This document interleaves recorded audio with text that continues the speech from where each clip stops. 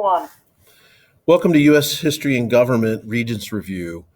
We're going to look today at the Constitutional Convention because there are some questions on the Regents exam about the creation of the Constitution and how and why the framers came up with the final document as we know it.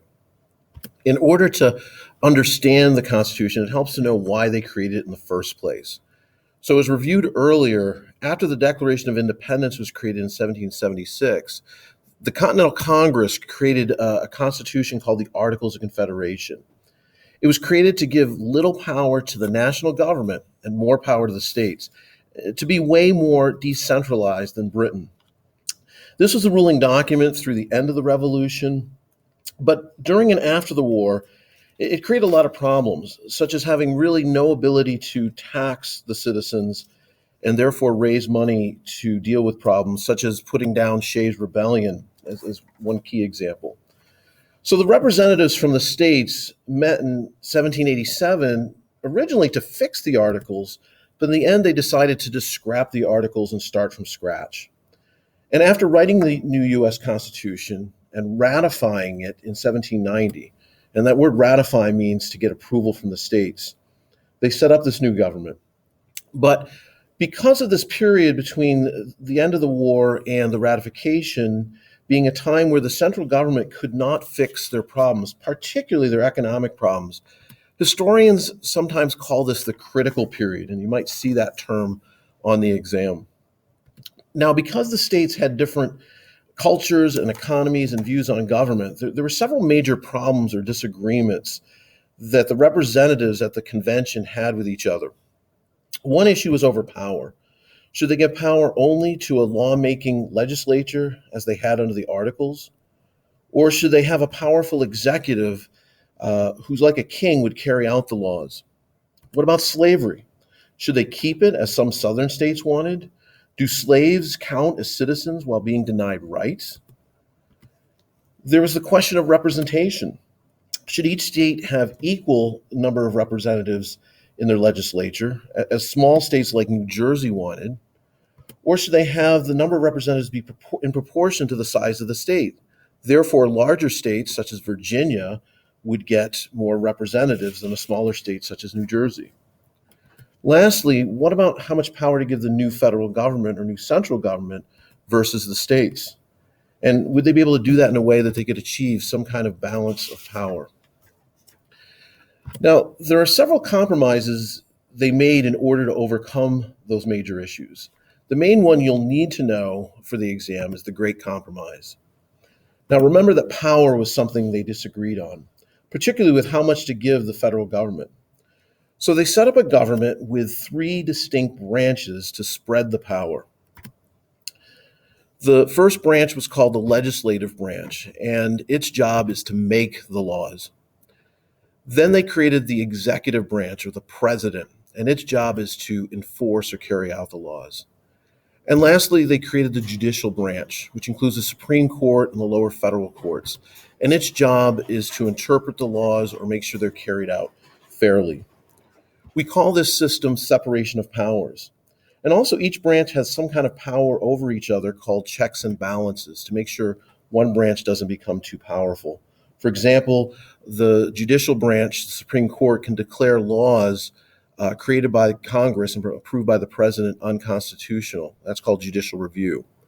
But it's the president's job to select those members of the Supreme Court, and it's Congress's job, the legislative branch's job, to approve those picks.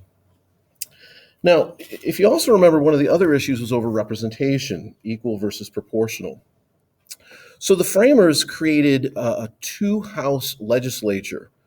The Congress is made up of two houses called the Senate and the House of Representatives. We call that system a bicameral system, and you're going to want to know that term for the exam. It just simply means two houses. And the Senate would have an equal number of senators, that'd be two per state. And originally the state legislatures picked who those representatives were, so they didn't give all direct power to the people. But the House of Representatives would be proportional. So in other words, larger states would get more representatives than smaller states. And here they did give direct power to the people in that members of the House are directly elected. So the Great Compromise took care of a good number of their problems. However, there was one issue that was connected to slavery. And that question was, should the slaves count as citizens? Because if they do, then slave states would have a therefore higher population and therefore have more representatives in the House. And of course, non-slave states, particularly in the North, were against this because that would give, they felt, an unfair advantage to the slave states. So they came up with another compromise to deal with that called the Three-Fifths Compromise, where they would allow states that have slaves to count 3/5 of their slave population and add that to their white population in order to decide how many representatives those states got in the House. So with a little help from the Three-Fifths Compromise, the Great Compromise helped them to settle many disagreements. Also in there, they created a process where they could change the Constitution called the amendment process. They could add on to it. Not an easy process, but it really allowed for changes to meet the times as they move forward in the future. However, one last big issue was over how much power to give the federal government versus how much to allow for the states. Ultimately, they set up the Constitution using a concept called federalism, in which certain powers were given to local and state governments, and others were given to the federal government. And so it's really kind of like a sharing of jobs. For example, only the federal government can print money or wage war against foreign nations. But the power to issue licenses, such as driver's licenses and marriage licenses, even fishing licenses, is left to the states. Another job that's only for states and local is running elections and balloting. And so states, along with many local boards of elections, run those elections, whether they be national, state, or local elections. And then there's some jobs that are done at all levels, by all three. And particularly one we think of course, is taxation. However, these distinctions were not always clear and sometimes led to conflict. And the greatest conflict over federalism, over how much power states have over federal power, really came to a head in the American Civil War in the 1860s.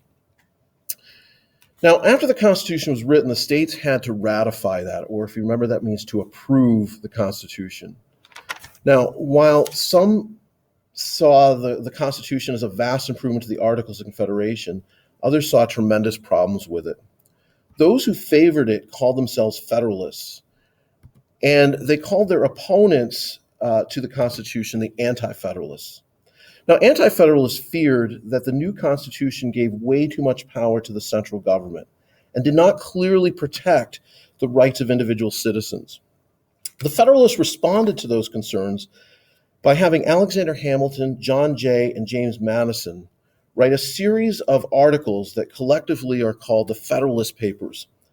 In the Federalist Papers, they argued that features such as checks and balances and the amendment process protect those rights in that they limit the power of the government over individual citizens. However, in the end, the Federalists were able to get the approval from more and more anti-Federalists by adding a list of specific rights guaranteed in the Constitution. And that list is our first 10 amendments called the Bill of Rights, written by James Madison. So be sure to review this and use it to help you. And look at the related quizzes that go along with this. See how you do on them. And as always, seek out help from any U.S. history teacher about any questions you missed or you don't understand.